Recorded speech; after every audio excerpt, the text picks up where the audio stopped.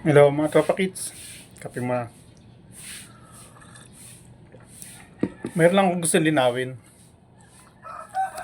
Para doon sa kasi may nag-comment doon sa mga reaction video kay Pikwa na tungkol sa pagpunta-punta ni Pikwa sa NBI. Medyo naiinis na rin siguro kasi paulit-ulit na lang to si Pikwa. Kaya sabi niya, parang naiinis na rin siya kay Pikwa kasi nga dami-daming daldal, puro paghahamon. Siguro naiinis na itong kasama natin, isang tropa kits din natin. Kaya sabi niya, wag na raw patulan.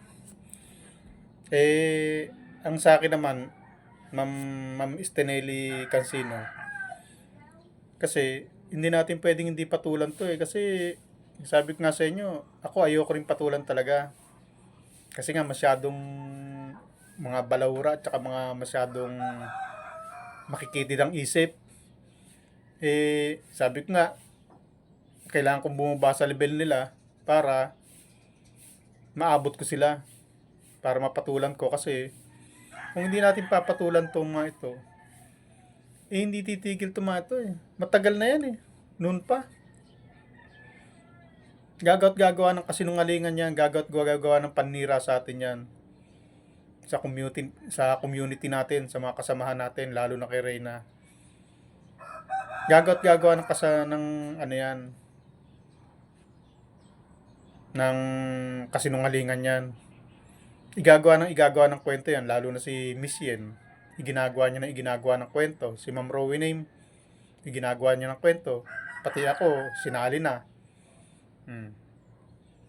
Kung hindi natin papatulan yung mga yan, kung walang sosopla sa mga kasinungalingan nila, gagawa at gagawa yan kasi, ano yan eh, mga bayaran yan eh. Binabayaran talaga yan para atakihin tayo niyan eh. Kung hindi natin papatulan, wala. Kahit na kaliit-liit ang kasinungalingan lang, kailangan patulan natin kasi mumamayagpag yung mga yan. Halimbawa ko na lang si Sangkay. Kita mo 'di ba hindi naman natin iniintindi. Hindi natin pinapansin. Pero nakakita ng pagkakataon, sumalakay. Yung meet and greet ni Reyna sa Hong Kong, pinakialaman. Pinagtawanan yung bata. Nilait. Kung narinig nyo lang yung pagtatawa ni Sangkay doon, kahit kayo may inis din. Pero yun, ayokong patulan yun. Kasi, hindi nga ako mapatol sa babae. Ngayon, papatol naman ako sa bakla. Bakla yun eh. Pag pinatulan ko yun, paano na? Kaya hindi ko intindihan. Basta wag lang siyang sosobra. Ito kaya pinatulan ko na itong mga ito. Abusado na to eh. Kaya Ma'am Stenelli, pasensya na. Pero talagang hindi ko kayo mapagbibigyan na hindi patulan. Kasi wala eh. Walang sosopra sa kanila eh. Walang hahadlang sa mga kasinungalingan nila eh. Patuloy na gagawa at gagawa ng kasinungalingan yan. Ako nga, sumasakit din ang ulo kung reaksyonan yan eh. Kasi napakababaw eh. Hindi ko maano yung ano, hindi ko masundan yung kasinungalingan lang yung gawa-gawa ng kwento, hindi ko malaman kung paano ano eh. Totoo lang, masakit din ang ulo kay Pikwa. Paulit-ulit na lang ako. Yung kapapaliwanag dyan sa tao na yan na tigilan na yung kasinungalingan niya, na kung paano ko supply yung kasinungalingan niya.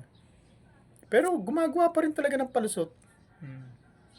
Lulusot at lulusot, hindi titigil kasi ano eh, ano siya, yung bayaran niya, trabaho niya yun eh. Kaya hindi talaga titigil yan. Kahit hindi natin patulan yan, patuloy na mamamayagpag yan. Patuloy na bibirit-bibirin. Tsaka pag hindi natin pinatulan, lumalabas na naduduwag kami, na talunan kami. At kahit talunan na kami, na nasa isip niya, talo na kami dahil hindi kami kumikibo, bibira at bibira pa rin yan. Papasok at papasok yan. Ang ibig nyo sabihin pag hindi namin pinatulan, titigil na yan. Hindi, Ma'am Stenelli, hindi titigil yan. Kahit hindi namin patulan yan, bibira at bibira yan. Paano naman kami? Paano naman tayo? Paano natin may pagtatanggol sarili natin? Ma'am Stenelli, sana naintindihan mo yung paliwanag ko na hindi natin pwedeng hindi patulan. Ay pagpaumanhin mo kasi ganito talaga ako pagkakakampi ko, papaliwanagan ko ng maayos. Pero pagkakalaban ko, titirahin ko rin, papatulan ko yan, titirahin ko talaga yan. Hindi po pwede Ma'am Stenelli na hindi natin patulan yan. Kasi kahit hindi natin pansinin yan, tulad ng sangkay, di ba? Paliwanag ko sa'yo, sangkay. Hindi naman natin pinapansin. Pero nung makakita ng pagkakataon, tumirada. Ganyan yung mga yan, hindi titigil yung mga yan kasi hanap buhay nila yan eh. Hindi katulad natin, na may mga trabaho tayo. Kami, lahat kaming mga depender ni Reyna, may mga trabaho kami. Dumidepensa lang kami, nagtatanggol lang kami na hindi kami binabayaran. At lalo na ako. Ano ba naman ang kinikita ko dito? Istorbo nga ito sa trabaho ko eh. Pero nandirito ako, pumapatol sa mga siraulo, sa mga mabababang, mga malalabnawang utak. Kasi kung hindi ko sila papatulan, wala. Ano mangyayari? Kaya ako, kita mo, naistorbo ko rito sa trabaho ko. Pero wala pa naman akong kita kasi kita mo yung YouTube ko, hindi pa nga naaprubahan. Pero kailangan ko magsakripisyo kasi para ipagtanggol yung community natin sa mga balahura na yan. O kita mo, epektibo naman, di ba? O, si Kanor, si Kunyang, si Asa, naglalambutan na. Ito naman, pinapatulan ko to si Pikwa kasi dinidepensahan ko naman si Miss Yen kasi sumusobran to si Pikwa eh. Hindi siya masasagot ni Miss Yen kung patuloy na babanat yung si Pikwa na magbibigay ng gagawa ng kasinungalingan sa kanya. Busy yung tao. Si Ma'am Yen, busy yan. May trabaho sa abroad. Nagbakasyon lang dito para makita si Reyna. Yung mahalagang okasyon ni Reyna, gusto nyo mapuntahan, yung house blessings o yung ribbon cutting. Napatuloy naman tinitiran nila Pikwa. Kaya papatulan natin yan, Ma'am Stenelli. Huwag ka mag-alala. Mag-ano ka lang, suporta ka lang sa amin. Suporta mo lang ako. At hindi natin pababayaan yan, mga yan na mambalahura sa community natin. At sana maintindihan mo. Tapos ito naman si Ma'am Lourdes Andaya. Ma'am Lourdes Andaya, ang gusto nyo sana, wag na ipakita yung mukha ni Pikwa. Sa totoo lang, ayoko talaga ipakita yung mga mukha niyan. Di ba, tinigilan ko na ipapagpakita ng mga mukha nila, tsaka mga boses nila. Hanggat maaari, iniiwasan ko na. Kaya lang ito kasing si Pikwa, kaya pinakita ko yung itsura niya. Kasi dinodokumento ko. Ako, ayoko rin makita pag mumukha niya mga yan eh. Kaya lang, kailangan natin ng dokumento, yung maidokumento yung, ma-videoan ko na siyang nagsasalta at siya yung tao na yun na nasa likod ng boses. Kasi, para mapatunayan ko na siya yun. Kasi, ire-record ko nga kasi, kailangan ko na record. Kasi baka bigla niyang burahin, wala, hindi naman ako marunong mag-screenshot na ganyan. Hindi ako marunong nun eh. Kaya dinadaan ko sa tinatapat ko sa camera yung mukha niya. Nakakasuka naman talaga, Ma'am Lourdes Sandaya, talagang nakakasuka naman talaga itsura. Kaya lang, pagtiisan na natin, konting panahon lang naman yan. Hmm. Pikit na lang kayo. Okay, takip muna tenga. Basta i-on nyo lang yung ano.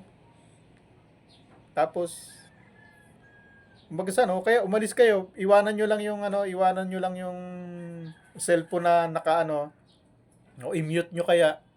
Hmm. Tapos, iwanan nyo lang hanggang sa matapos bilang suporta na rin sa akin kasi kailangan ko talaga ng views at saka ng watch hour. Kasi kailangan ko yan sa YouTube eh. Requirements kasi yan. Kaya i-mute nyo na lang. Okay, pasamantala iwan nyo hanggang sa matapos. Tapos pagtapos na, tsaka kayo bumalik. At least, nakasuporta kayo sa akin. Hindi pa, hindi pa kayo nasuka-suka sa pagmumukha niyan. Ano, Ma'am Lourdes Sandaya. Pasensya na muna kasi kailangan ko kasing i-dokumento kasi baka burahin niya eh. Pag binura niyan, wala na. Paano kung dumating ang panahon na kailangan kong magkaso? Kung mabalahura ako, may mabalahurang isa sa mga kasama natin, kailangan nating sampahan ng kaso, wala tayong ebidensya. Kasi nagdi-delete siya eh. Nagbubura. Nagtatago ng mga ano, ng mga pinagsan, ng mga live niya, ng mga video niya. Tinatago eh. Kaya inaabatan ko na i-ano sa camera para maidokumento ko. Ma'am Lourdes, sana maunawaan mo. Kailangan ko talaga ipakita yung mukha eh. Hanggat maaari, ayoko talaga. Sana nasagot ko na yung comment nyo kasi hindi po pwedeng hindi natin sagutin kasi para ano pat nag-comment kayo kung mababasura lang naman dito, kung matatago lang naman dito sa comment section. Kaya bibigyan ko kayo ng boses at sasagutin ko rin. Hindi ko kasi alam kung paano sumagot sa comment eh. Ito lang alam kong paraan eh. Pasensya na. Kaya lalamig tong kape ko. Gusto ko nga yung makita mga pagmumukha nyo, paki-ano na lang. Paki-mute nyo na lang, tapos iwanan nyo muna sandali. Tapos, pag alam nyo tapos na, balik na lang kayo. Nakasupport pa kayo sa akin, nang hindi kayo na inis sa pagmumukhaan lang. Ano, Ma'am Lourdes Sandaya, no? Pasensya na. Ayoko talaga. Kaya lang kailangan. Hinahapit ko nga eh. Kasi pag hindi ko na ipakita mukha niya, dumating ang panahon na kailangan ko yun, kung ma-delete niya, wala akong katibayan, wala akong ebidensya. Ma'am Lourdes, pasensya na. May oras pa. Wala talaga akong ibang sasabihin kaya nag-video ko ngayon. Kasi may ilalabas pa ako eh. 2 video pa ilalabas ko eh. Pero una kong ilalabas to. Para kung sakaling ilabas ko man yung 2 pang video natitira, alam nyo na gagawin. I-mute nyo na lang. Tapos, iwan nyo habang nagsasayang kayo, habang nagluluto kayo, kung anong ginagawa nyo. Iwan nyo muna yung cellphone na naka-on lang. Tapos, pag alam nyo ng ano, ganyan lang. Di ba? Ganun na lang, ma'am. Pagpasensya nyo na. Kailangan ko talagang gawin yun. Pero si Kunyang, kahit ano pa talaga sabihin, talagang hindi ko papakita pagmumukha niya. Dahil kahit ako, naiinis din sa pagmumukha nun eh. Si Kanor, yan mga yan. Si Asa, pinagtsatsagaan ko na kasi nakakatuwa si Asa eh. Kaya talagang pinapanood ko talaga yun. Dahil natutuwa rin ako sa kanya at ano. Kumbaga sana parang manika lang siya na nagsasalta na hindi makakasakit. Ma'am Estinelli Cansino, pasensya na. Kailangan natin patulan yung mga yan kahit na mga utak pulgas yung mga yan. Kailangan natin patulan kasi hindi talaga titigil yan. Kaya mas maganda yung patulan natin para kahit pa paano nasosopla-sopla sila. Sabi nga sa inyo si Sangkay eh, hindi naman natin sinasali. Bigla pumasok, pinagtawanan yung bata. Grabe naman to Sangkay. Kung nasa harap ko lang to si Sangkay, sasakalin ko. Sa totoo lang, sasakalin ko yan eh. Hindi ko bibitiwan ng pagkakasakal dyan hanggat hindi humihingi ng tawad dyan eh. Sa ginagawa niya sa bata eh. Kalabisan na sigurong sarap barlen. Bye-bye.